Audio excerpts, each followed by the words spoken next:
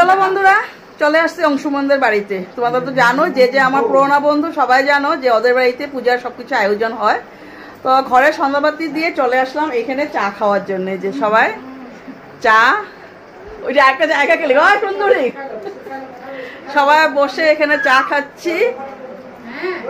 এই যে অঞ্জলি দিও চা খাচ্ছে, হাই করে তো একটুখানি।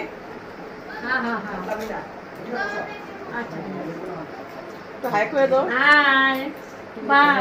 মেন আমাদের পূজার মানে মেন উনি সম্পূর্ণ সবকিছু করতে পারে।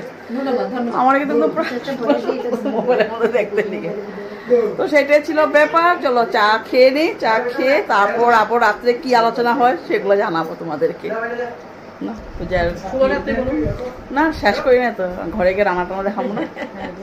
যে চা আমি কোনটা দেখাইছিলাম, আমি এই চাটা খাইছিলাম।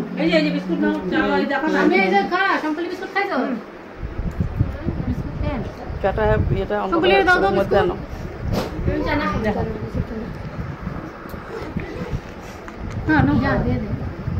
কি করবো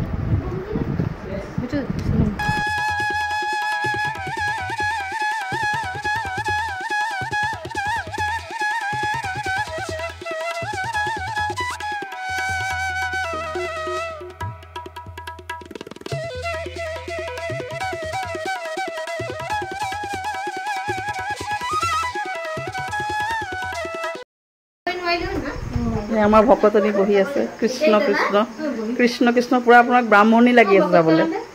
হোয়াইট কালার পিন্ধছে যে। এই বিট্টুর মাইয়া, কি খাও তুমি? কি খাও তুমি? বিট্টুর মাইয়া কি খাও? বিট্টুর মাইয়া না টিশা আপনাম আপনাম আমার লালপড়া শাড়িটা বাঙালির জন্য পড়াই দিবা। সত্যি ঝামেলা করে না, আমি সবার কাছে করতেছি কোনো পারে।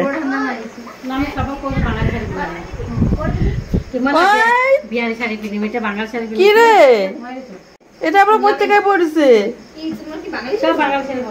হ্যাঁ গেছে 15 পড়া দিছিল আমারে। না ঝামেলা করি না প্রণাম।